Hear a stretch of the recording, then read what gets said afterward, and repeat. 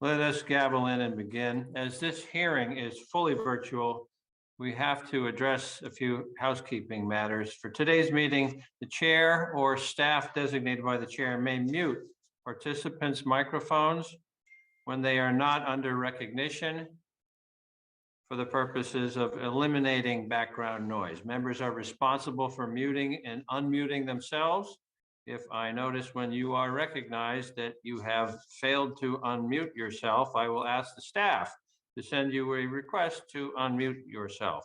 Please then accept that request. I remind all members and witnesses that the 5-minute clock still applies. If there is a technology issue, we will move to the next member until the issue is resolved, and you will retain the balance of your time.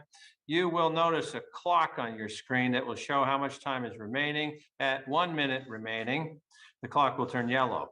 At 30 seconds remaining, I will gently tap the gavel to remind members that their time is almost expired. When your time has expired, the clock will turn red, and I will begin to recognize the next member.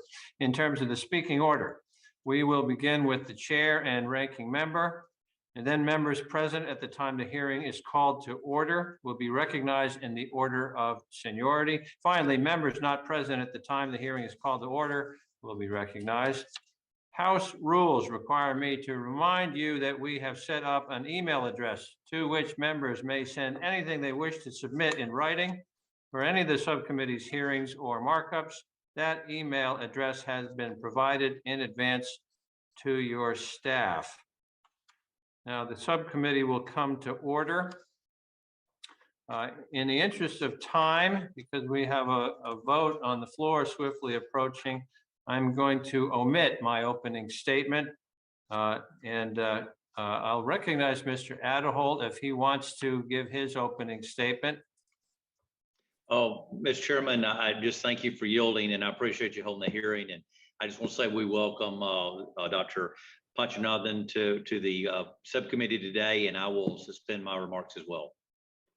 And I thank you, Ranking Member Aderholt. Dr. Panchanathan, we all welcome you to the hearing this afternoon. And this is not your first rodeo. You've been through this. You are recognized at this time for your opening remarks. Please try to keep your statement to 5 minutes. And as always, your full written statement will be included in the record. You are recognized, Dr. Panchanathan. Thank you so much. Good afternoon, Chairman Cartwright, Ranking Member Aderholt, and members of the subcommittee. It is an honor to appear before you again to discuss the President's FY23 budget request and in many ways in which NSF can accelerate discovery and innovation at speed and scale for the benefit of all Americans. First, I want to thank all of you for your continued support for NSF.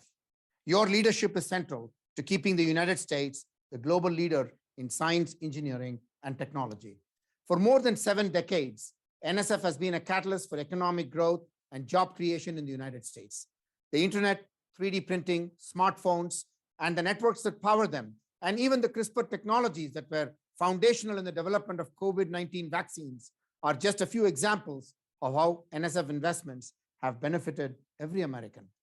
However, we currently face challenges to our scientific leadership. Other nations are seeking to replicate our success and to control the future of critical technologies like artificial intelligence and quantum information science. Our economic and national security depend on our ability to invest heavily in the technologies of today while making the discoveries that are foundation for the technologies of tomorrow.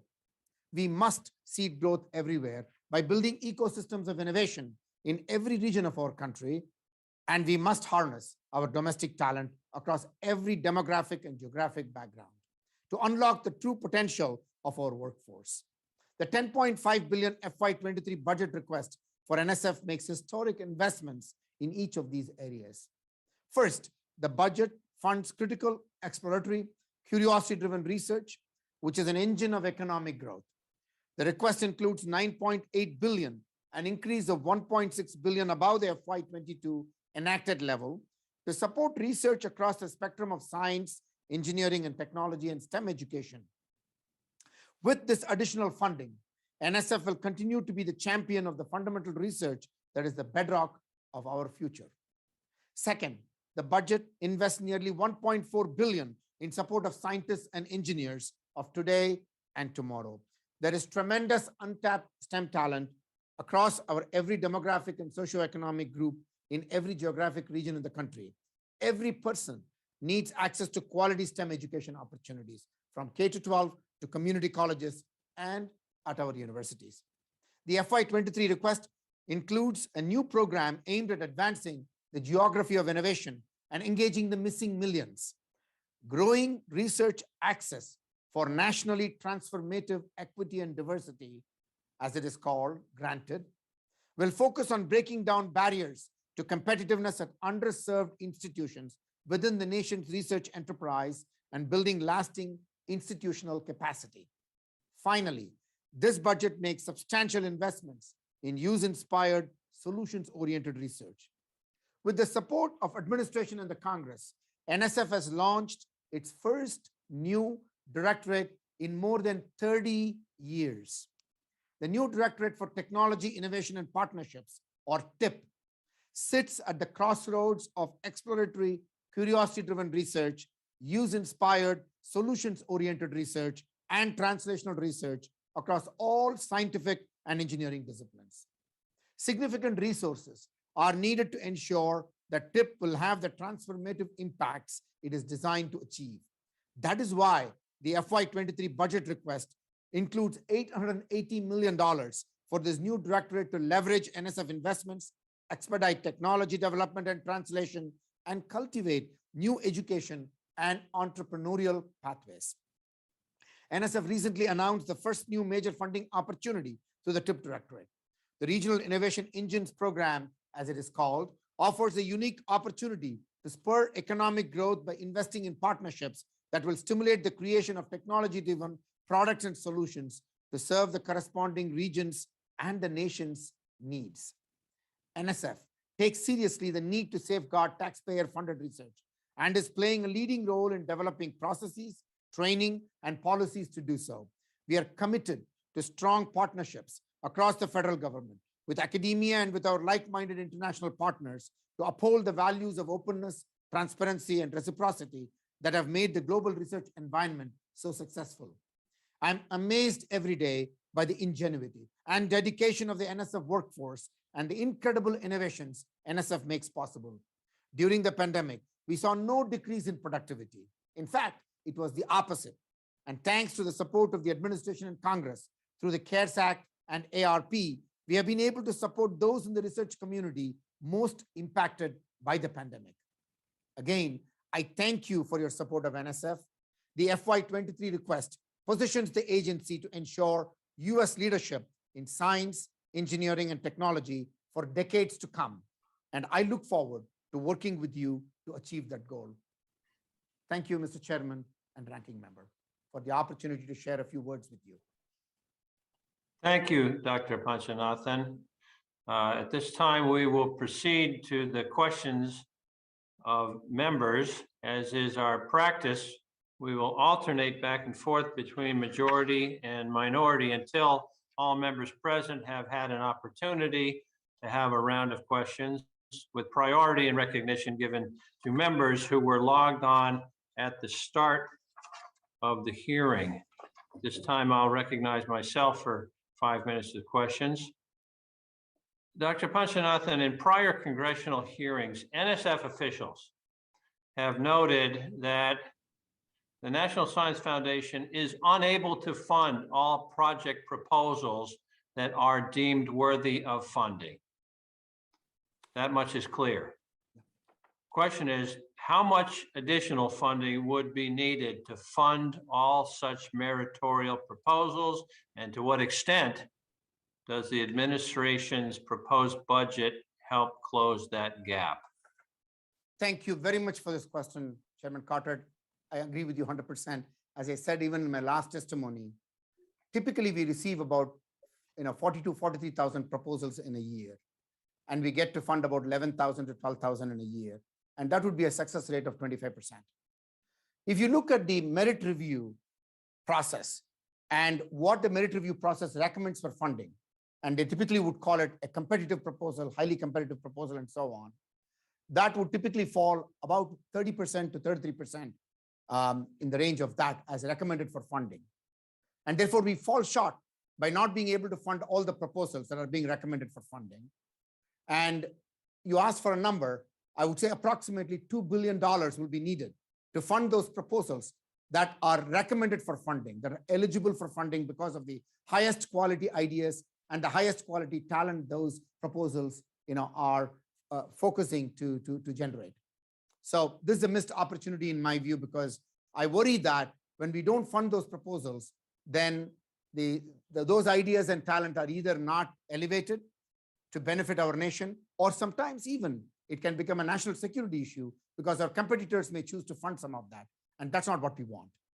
So this proposal that the president has proposed would definitely address that and to close that gap. So our success rate will go from where we are right now, from 25 to 26% by 1% more. And it will make possible about 2,800 proposals that would be funded because of the fact that this additional funding will make that possible. So I'm very pleased that we are on a trajectory that would make possible to address this, this issue, which has been creeping up over the many years, Mr. Chairman. And I'm glad that you asked this question, and I look forward to working with you to see how we can make that a reality. All right. As you know, Dr. Panchanathan, the House and the Senate do talk to each other from time to time, and that's called conferencing. And right now, Congress is in the midst of conferencing the House and Senate versions of the America Competes Act. And both versions include a new directorate focused on more applied research, similar to the one you recently created called the Directorate for Technology, Innovation, and Partnerships, or TIP. The budget describes TIP as aiming to advance emerging technologies, accelerate research translation to market and society, and cultivate new education pathways for the future technical workforce. So first, I want to give you the opportunity to make any comments you'd like to get on the record about the America Competes Act for Congress's consideration. Thank you, Mr. Chairman. That's, again, a wonderful opportunity for us to talk about the amazing innovations that NSF makes possible. I talk about the DNA of NSF, Mr. Chairman, which is the one strand of DNA is curiosity-driven, discovery-based explorations that NSF makes possible. But NSF also makes possible through the other strand of use-inspired, solutions-focused translations and innovations. This is the time, Mr. Chairman, that we need to translate all of those fantastic technology and emerging technology ideas so that we might benefit from that here at home, and we can solve some of the societal challenges as well as build the economic prowess through new industries of the future and augmenting the current industries like the semiconductor industry and so on. So to me, this technology innovation partnership is going to unleash innovations, not only in the places where innovations are there now, but to make possible innovations in the places where we do not have them scaled enough. And, Mr. Chairman, I had the pleasure of being with you in Stanton, Pennsylvania, and watching Shot Glass was truly, it made my heart warm, because that's the kind of companies that we need everywhere, scaling up in numbers, in size, and therefore creating the best jobs that we need to create for our citizens. And that's what this TIP Directorate is aiming to focus, Mr. Chairman. Well, it was a pleasure having you in Northeastern Pennsylvania, Dr. Panchanathan, and I was glad you were able to make the trip. At this time, I'm going to yield to our ranking member, Mr. Adderholt, for 5 minutes of questions. Again, Dr. Panchanathan, thank you for being here, and good to have you before the subcommittee. My first question I want to ask about foreign government talent recruitment programs. Texas A&M University is highly regarded by the FBI and the Defense Counterintelligence and Security Agency for its leadership in its activity in its research security areas. In February, Texas A&M leadership wrote a letter to the Vice Chairman of the Senate Intelligence Committee, noting that the university's Research Security Office identified and mitigated more than 200 instances of foreign talent recruitment activities across the Texas A&M system, university, and state agencies. One of these instances involved a partnership with a Chinese university and the National Science Foundation's National Center for Atmospheric Research, or NCAR. According to press reports, NCAR stated that the decision to terminate the partnership was Texas A&M's decision and not NCAR's decision. My question to you is, did the NSF and NCAR review the partnership and determine that it was not a security threat, or were the agency and the program not just paying enough close attention to that particular situation?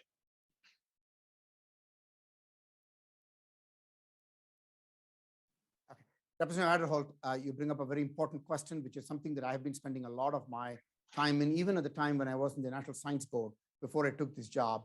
We were focused on how we can enhance research security. In fact, we had Jason as a group of research security experts to weigh in externally and provide advice in terms of what we need to do. And so we have built many of the protocols that Jason has suggested. One of the important things that we did was to have a chief officer responsible for research security strategy and policy. We call it CRISP. And this officer works very closely with the intelligence agencies, with academia, with the administration, and with the Hill, and with other agencies, so that we have a coordinated approach to addressing the challenges that you talk about, Ranking Member, because we need to make sure that we cannot let any foreign competitors take advantage of our situation by not engaging in the manner in which they share values and have the fundamental principles of reciprocity and respect for research integrity. So I want to start off with that. And there are a number of things that is there I can talk about. I don't want to take too much of your time, but to address your specific question, I can tell you that we work very closely with our academic partners. We work, of course, very closely with entities like NCAR and others to make sure that research security is something that we are paying very close attention to. In fact, we have been putting out guidelines in terms of how people can declare their conflict of interest, their conflict of commitment. And we even have analytical abilities that we have built, even since we spoke last time a year ago, analytical abilities to unearth some of those conflicts that we might be able to find.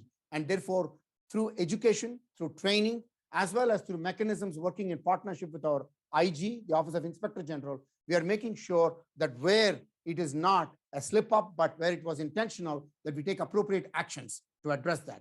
So I can assure you that we are really focused on this.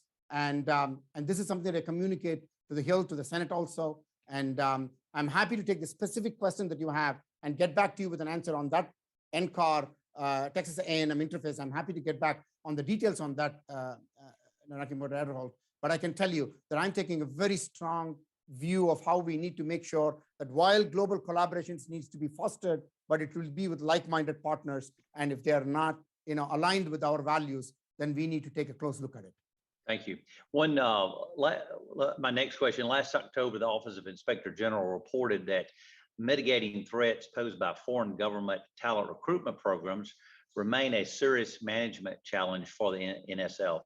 And while noting that the NSF had begun to take action to confront these challenges, the IG recommended that NSF should continue to assess and refine its controls in this area and should work to ensure that it has sufficient staff and resources to respond to this challenge. When I raised this same question last year, the agency reported that it had, I believe, 3 staff that are doing this work and plan to hire additional staff for FY22. Can you give us an update on the hiring for FY22? Absolutely, Ranking Member. We have assigned additional resources, not only specifically to the Chief Officer for Research Security Strategy Policy, but I want this to be permeating all parts of the agency so that this sensitivity is not in one office only, as important as that office is and the officer is, that we want this to be across the agency. So we have a number of folks across the agency who are also partnering with the Chief Officer for Research Security Strategy and Policy. So we're making sure that they have the resources necessary to be able to do the job. I meet with our Office of Inspector General, Ranking Member, every month, and we go through every one of these things so that we are working in partnership. It's a wonderful partnership where they have their domain, we have our domain, but we want to make sure that we're working together because we have a common goal. We have a common goal of making sure that foreign malactors do not take advantage of our agency or any scientific project. or an investigator. So that's what we're working hard on. And I can tell you that we are assigning the necessary resources to make that happen. Thank you. Thanks, Mr. Chairman. Thank you, Ranking Member Adderholt. At this time, the chair recognizes Congresswoman Grace Meng of New York for 5 minutes of questions. Thank you, Mr. Chairman. Thank you, Ranking Member Adderholt. Thank you, Dr. Pachanathan, for being here today. As you may know, there have been a lot of proposals in Congress recently aimed at ensuring that a broad range of students at both minority serving and emerging research institutions have access to NSF research and programming. New York has some of the best research universities in the world, and research coming out of these institutions have paved the way for the US being the global leader in developing new technology and innovation. New York also has a diverse range of institutions, large and small, that received $62 million in NSF STEM education funding in fiscal year 2021.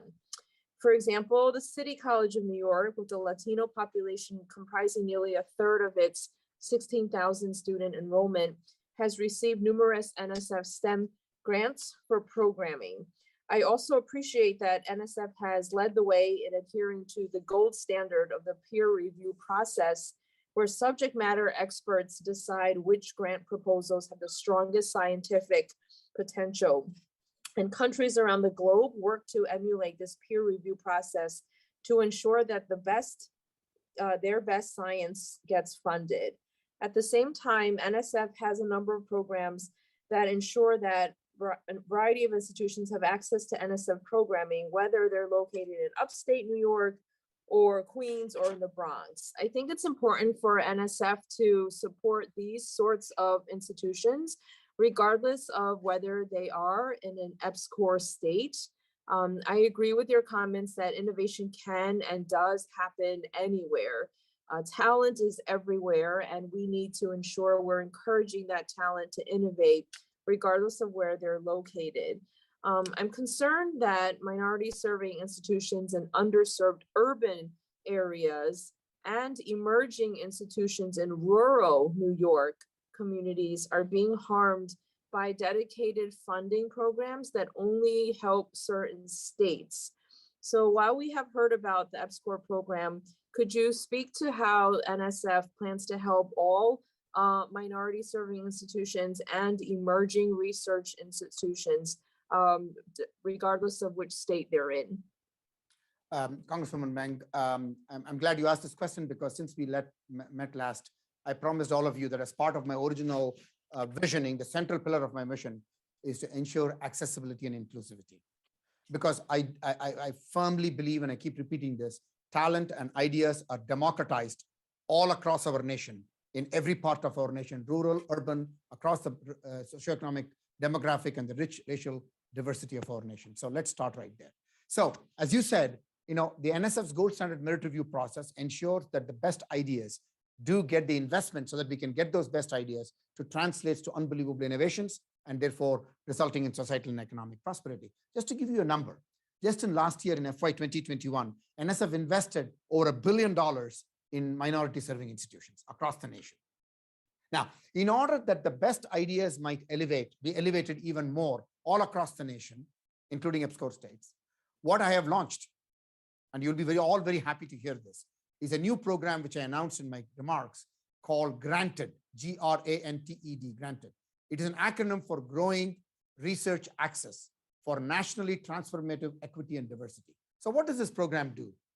Having come from an institution where I build a significant research infrastructure for proposal writing, for pre-award, for post-award, for ensuring IP transactions, and a whole host of other services that institutions that have the resources to do that are able to build those kinds of infrastructure to benefit their faculty and students. But not all institutions can do that, particularly students like community colleges, tribal colleges, the Research 2 institutions, and other institutions that don't have the ability to have this kind of research infrastructure, which means those ideas that are coming from those institutions would not have the chance to be lifted up in the merit review process.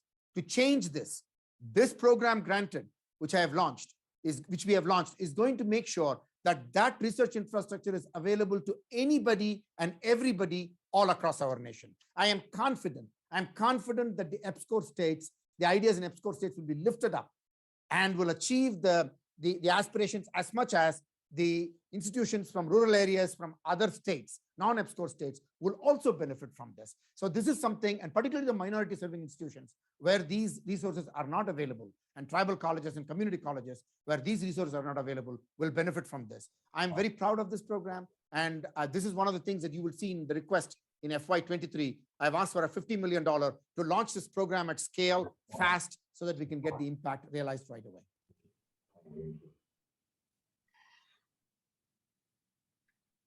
Thank you, Doctor, and thank you, Ms. Meng. At this time, the chair recognizes Congressman Ben Klein for 5 minutes of questions.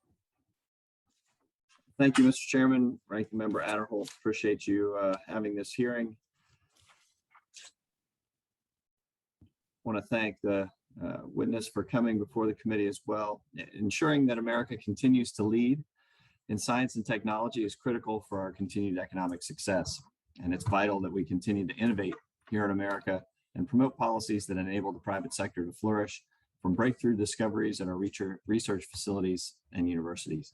At the same time, we have to ensure that taxpayer dollars are being used effectively and transparently to ensure that the trust citizens have in their government-funded research is secure. I'm going to ask Dr. Panchanath, last year in your budget request, you asked for $1.2 billion for climate and clean energy research, which was $345 million above FY21. This year, you're requesting $1.5 billion, which is another $300 million increase, totaling, and that increase is more than $645 million in the last 2 fiscal years. Can you explain why this is necessary and how you plan to use this additional funding? Thank you very much for this question, Representative Klein.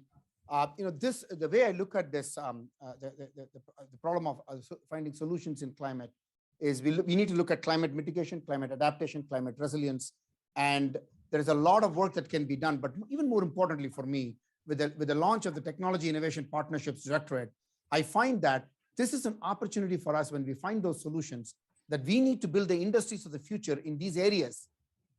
And therefore, we can be in the vanguard of innovation and can lead the world. And therefore, this is a tremendous economic opportunity, as well as is it an opportunity for us to be able to solve the challenges that is ahead of us. And so that's how we look at this. That for the investments that we are doing is not just in one particular directorate of NSF. I want to make sure that that is very clear. We are trying to bring all directorates of NSF. For example, one of the programs that we are looking at is a national discovery cloud through our computer information sciences and engineering. So all of these that we do are guided by data and information so that we can take the right decisions at the right time. And so likewise, engineering directorate is participating on how do we do, understand how does technology and engineering and science interfaces work really well for the benefit of society as well as the economy. So these investments therefore are targeted squarely on trying to find the adaptation strategies, resilience strategies, and as well as building the new economy and new industries of the future. The Inspector General's report on management challenges for the NSF states that back in FY 2020, NSF spent almost $154 million constructing major facilities and more than $900 million operating them. Can you tell me what % of each of your facilities were operating in person throughout the pandemic? Were any of your facilities in person?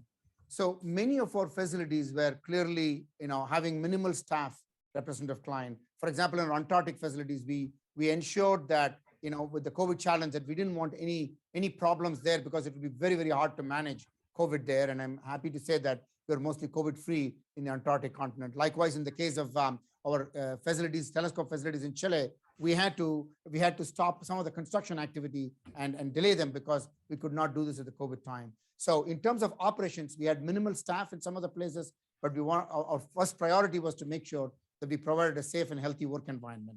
And we tried to also provide for access to those facilities through remote operations to the best extent that we can. And this is something that we have learned, Representative Klein. I've said that every challenge is also an opportunity to do things better. So you will appreciate this because I want more access to the Antarctic facilities and our telescope facilities, the crown jewels of what we can call as the expanding the frontiers of scientific discovery, be available to K-12 students, be available to community colleges. People who are not physically able to go to Antarctica should still be inspired by the science that is happening there and even remotely make science possible. So we are taking this opportunity to see what we can do to augment our presence there with virtual presence so that we can do even more science with the investments that we are making. Can you explain how you allocate funds between the colleges and universities that qualify and the private sector? So basically what we do is, as you know, Representative Klein, our allocation of resources is primarily based on solid proposals that are put together by the institutions. And those institutions sometimes can be in partnership with industry. And these are called indirect partnerships. We also pre-wire ourselves with industry in co-investment around thematic areas like fairness and AI is a public-private partnership. So most of our funds, other than our SBIR, STTR, and a few other things that we have where industry is able to get access to our resources to be able to advance the ideas. And I'm very happy to, given the opportunity, I will share with you some of the success stories with our SBIR, STTR program, the number of companies that have been started and how successful they are, including Google, Qualcomm. Just a couple of weeks ago, I met with Ginkgo Bioworks, which is now a $6 billion company that was supported by NSF, all the way from the basic idea to SBIR, STTR of multiple phases. And today they are a $6 billion company. There are many, many examples like that. I'm happy to share with them, share them with you, Representative Klein. But that's how we work, is good ideas can come from anywhere and they get funded because they are going to advance scientific discoveries as well as make new innovations possible. Thank you, Mr. Chairman. I yield back. Thank you, Mr. Klein. And the chair recognizes Representative Ed Case of Hawaii for 5 minutes of questioning. I will note that we are just about to be called to a vote. And what I would propose is that we will have Mr. Case's 5 minutes and then the following 5 minutes and then recess for the pendency of the vote. And we'll keep you posted on that. Mr. Case, you are recognized. Thank you, Mr. Chair. Doctor, good to see you again.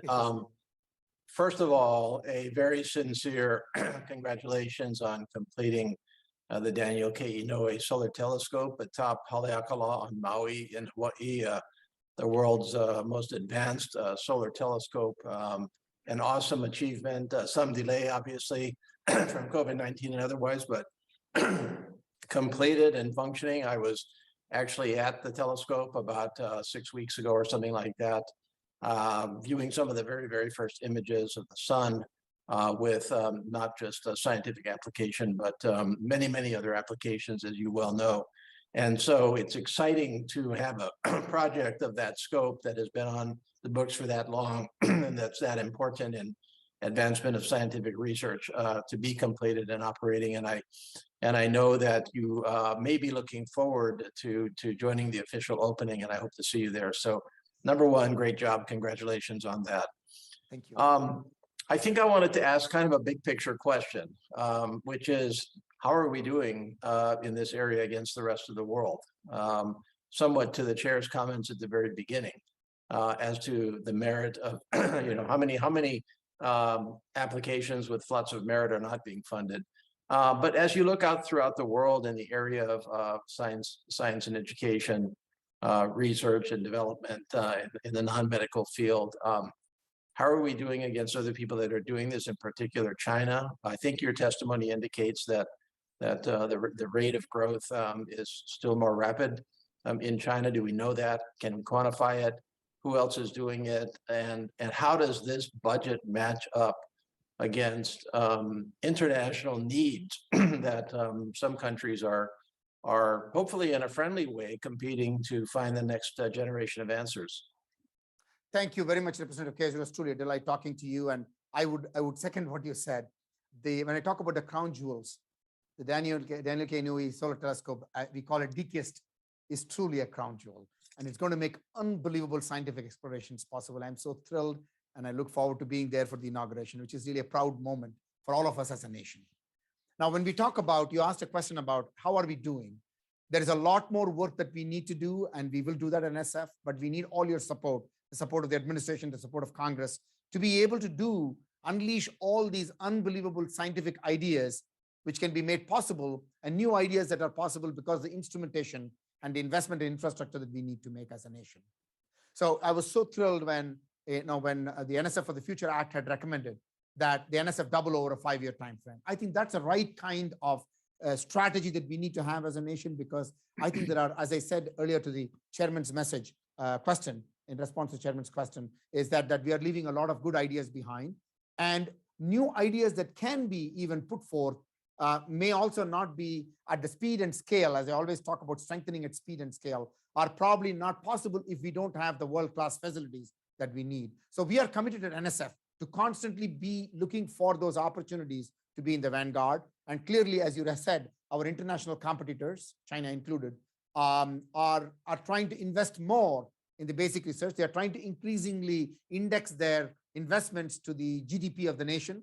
I've heard numbers when I talk to my international partners. Some of them talk about 2%, some of them even talk about 3% of the GDP. So we need to be really in the game. The fantastic thing about the United States is we are the hotbed of innovation.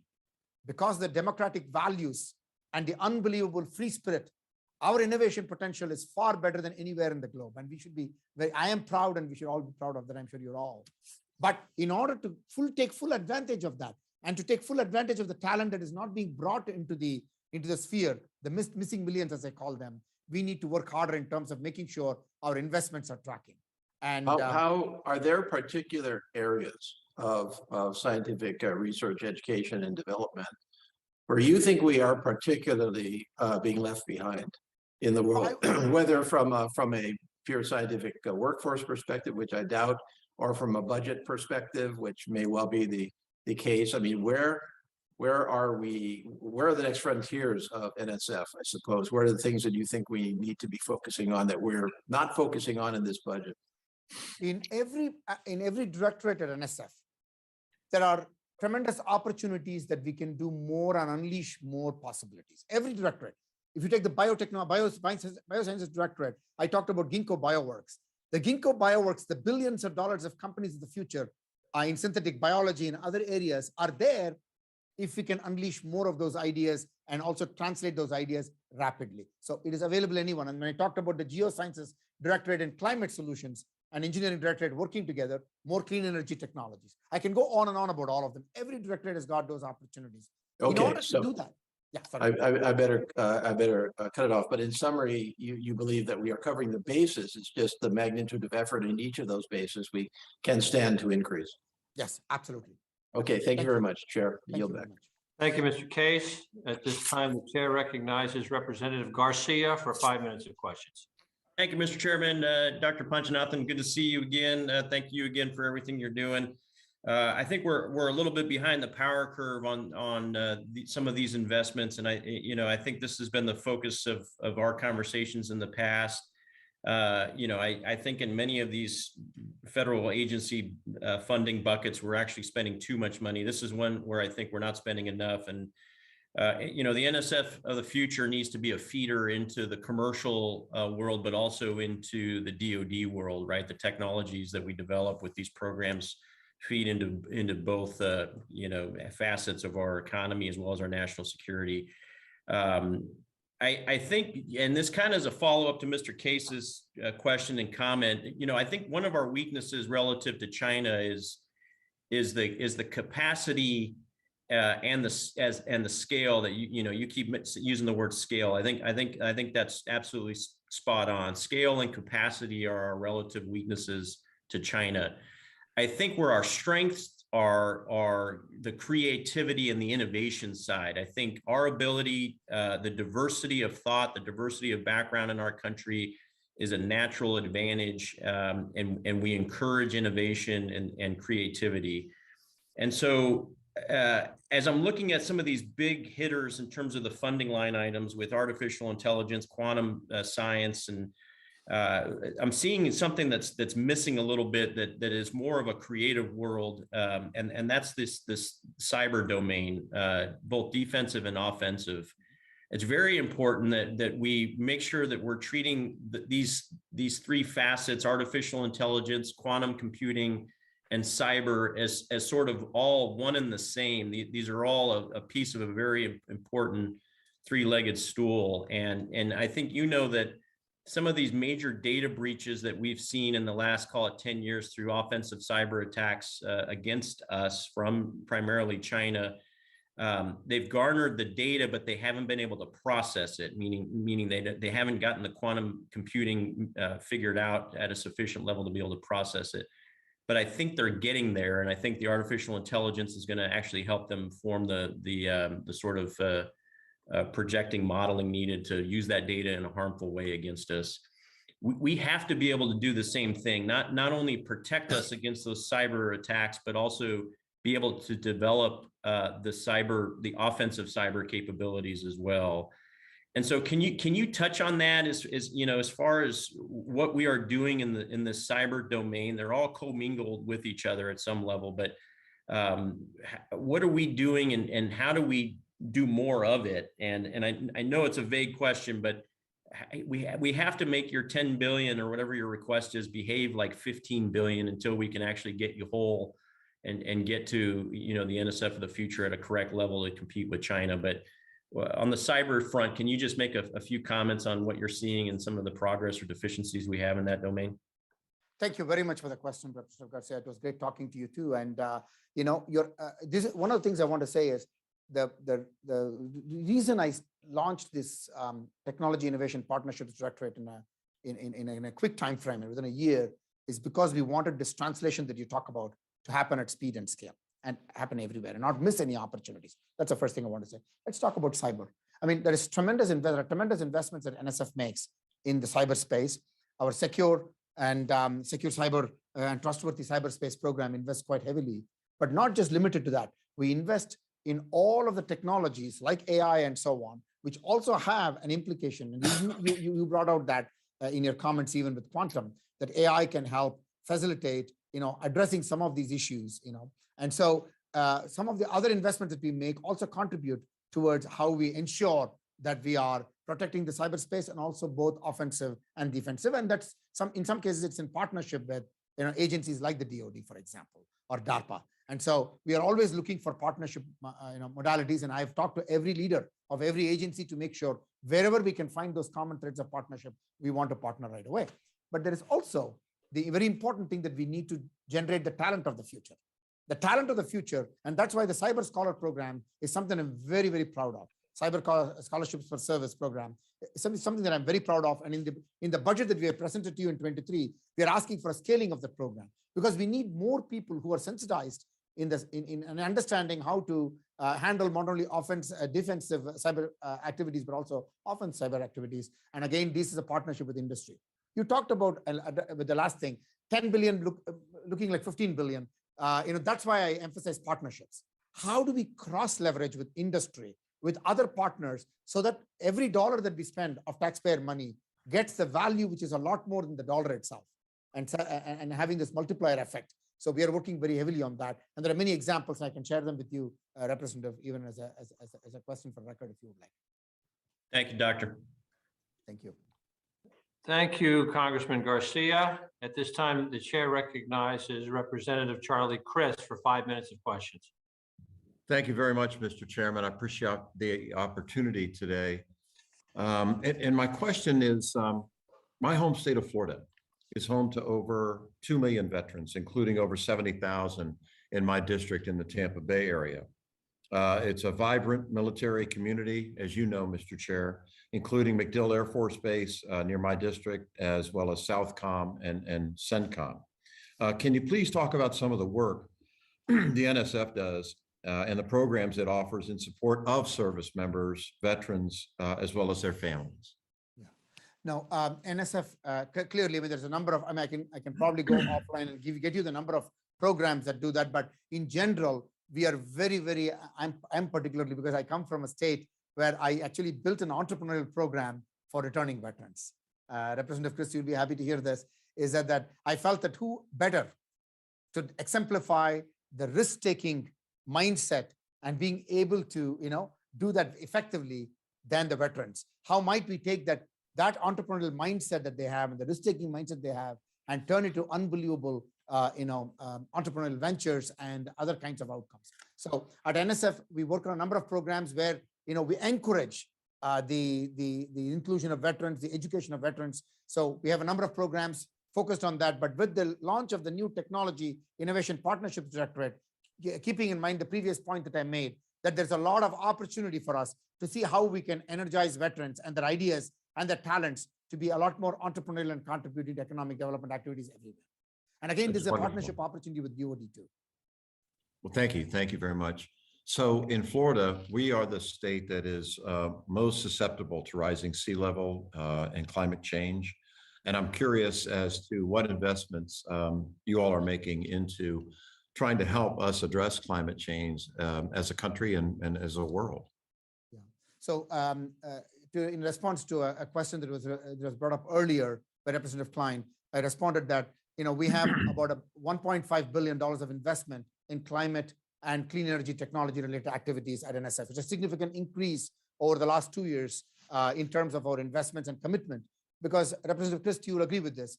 We are trying to take this moment and say, how might we solve this problem, find real creative solutions to this problem through understanding, through climate science, and working on mitigation, working on adaptation, because some of these things are also about adaptation, and some of these things of how do you build resilient communities of the future. So we're working on all of these at the same time, as well as how might you take these challenges and also turn them into opportunities for new industries that can address these and tackle these problems. Where can we have the best vibrant industries around this challenge than the investments that we are making turning into unbelievable industries of the future in clean energy technology and other climate solution kind of entrepreneurial ventures. And that's something that we are focused at NSF to make possible. We are in partnership with NOAA. You'll be very happy to hear that we partner with NOAA, NIST, with NASA, as well as the Department of Energy on seeing how we might cross leverage our ideas and see if we can bring some real tangible solutions. NOAA director and I are in fact, we signed an MOU just a couple of weeks ago, not an MOU as a piece of paper, but actually launching, partnership programs. And we're going to have a joint workshop in a few weeks from now to even strategize into the future. How might the fundamental science of NSF result in operational effectiveness? How might the operational challenges come back and inspire more science and solutions? That's how we're working at it, Representative Christie. You'll be happy to hear that. Thank you. And I guess my last question would be about COVID. And if you've been able to do some research already that indicates what the long-term effects on human beings that COVID would have. I mean, I've seen snippets in different news accounts that there could be some lingering impacts on brain function, for example. Can you share with us and educate us about that? So Representative Christie, as you know, we work on the basic bioscience realm and engineering and finding solutions and through data and analytics and health-related data and analytics frameworks that we built together. So in this case, we work in partnership with NIH, and so this is something that we are increasingly focused on to understand the effects of long-term COVID. But that's mostly in the domain, as you would appreciate, of NIH. But we're partnering with them to see how we can accelerate progress by bringing the database solutions that we can big data approaches, as well as social behavioral economic sciences directorate, bringing the social behavioral aspects so that we might develop better understanding as well as better solution pathways in the future.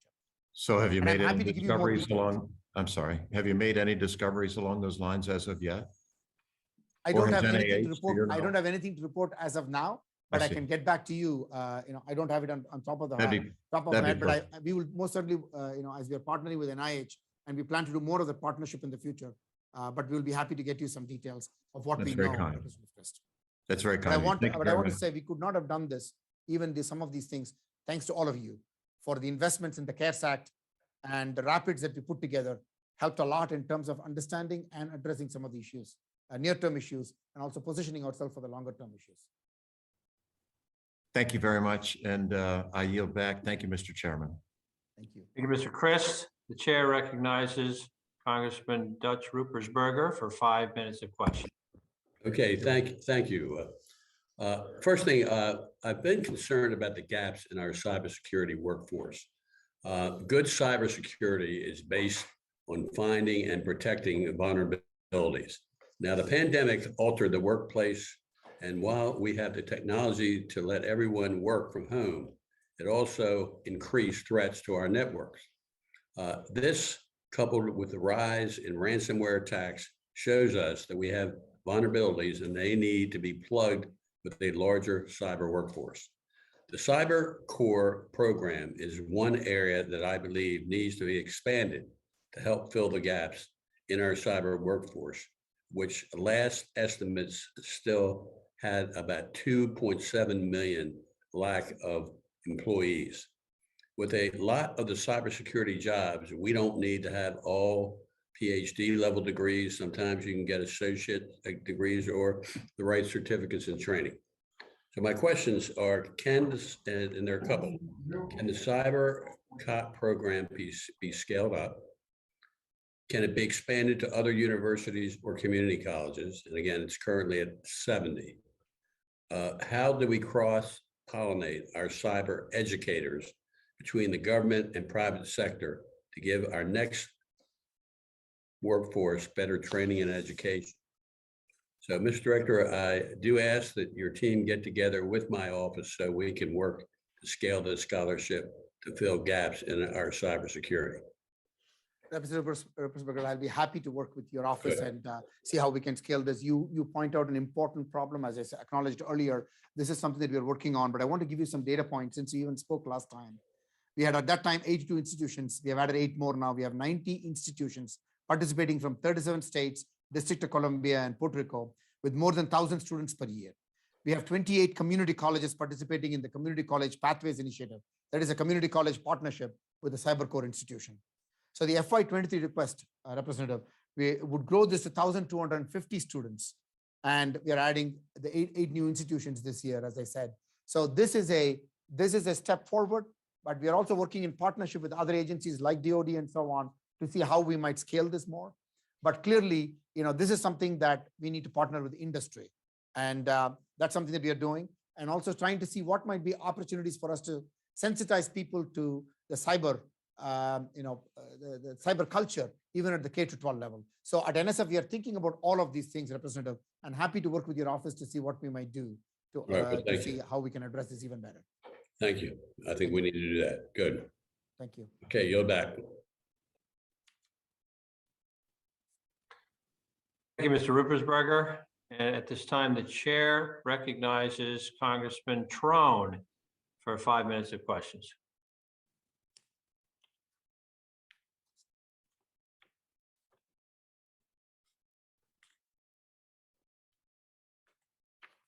You appear to be muted, Mr. Trone. Hold on. Okay, thank you. Thank you, Mr. Director. Thank you, Chairman Cartwright, Ranking Member Overholtz. We're currently in the midst of a devastating mental health crisis. Majority of young Americans today report feeling depression, homelessness, giving a sense of urgency to our work here today that we can do for our kids. We appreciate NSF's work to provide awards to researchers studying the effects of the pandemic on mental wellness and behavior. It's crucial we explore potential scientific solutions to promote resilience and improve mental health well-being. What role can NSF play in informing our response to the mental health crisis, and what resources do you need?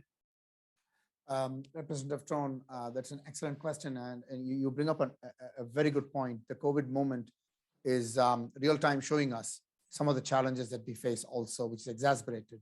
So, here is what NSF has always invested in a range of things from the mental health perspective or addiction perspective, as we talked about it last time when you and I had this conversation specific to opioids, for example. So we invest in basic neuroscience of investments to a variety of other science and engineering concepts, but more importantly, the complex web of biological, behavioral, and social factors that impact mental health.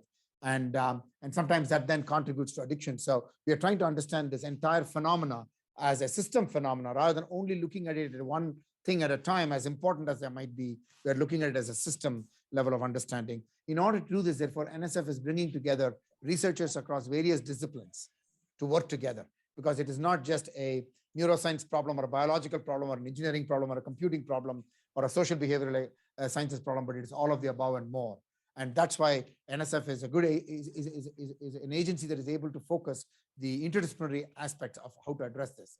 But we also are working in partnership with agencies like NIH in this, and that's something that we think is very important because in order to get to the bottom of the basic biomedicine related innovations that we need to focus on. So that's why NSF and NIH are working together. And so it's important to find solutions. One of the things that we have done is also, and you'll be happy to hear this, during the COVID moment, we put extra investments, and thanks to all your support with ARP, and we also took some additional resources from our budget to make sure that the disproportionately affected institutions and disproportionately affected individuals across our nation got the support that they needed in order that they may continue with their scientific explorations. And you're coordinating regular with NIH mental health, so we don't have any overlap and duplication. Yes. So we have Okay, constant conversations between our program officers as well as leaders between NSF and NIH, where we try to make sure that we are working together with the same objective, but not duplications. Perfect. Great. STEM. We're pleased to see NSF is focused on spurring innovation, increasing STEM opportunities in underserved regional hubs.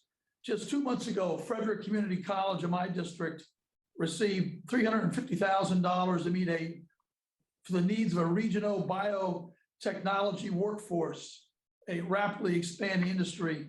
What resources does NSF need in 23 to support the regional institutions, regional community colleges like Frederick Community College, into research enterprises to have a more regionally diverse STEM workforce?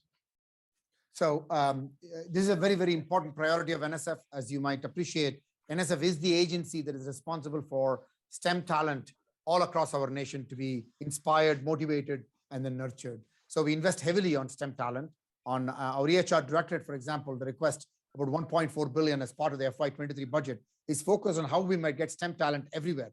Community colleges, universities, of course, the pathways from K to 12, all of them being energized and to make sure that we have the scale of talent that we are looking at. And I'm so glad you mentioned the community colleges and the investments that we are making. For example, the $350,000 that we invested to the Montgomery College, and as well as the $1.4 million grant to the Hood College in your district, because these are very, very important investments. And I was saying earlier, Representative Tron, that what we're trying to also do is to provide that service, the research building and the research infrastructure service to all institutions, so that they might also then be able to bring up the ideas and train talent everywhere. So this is something that we are launching, the granted initiative, and I'm confident that that's going to change the way in which ideas and talent are going to be groomed everywhere. Excellent. Thank you very much. I yield back, Mr. Chairman. Thank you, Mr. Trone. Dr. Panchanathan, we've arrived at the end of our hearing. It is no surprise to the chair that you have acquitted yourself ably here this afternoon. On behalf of the subcommittee, thank you for submitting yourself to our questions today, and thank you for your superb leadership of the National Science Foundation. With that, I declare this hearing adjourned. Thank you, Chairman Carter, and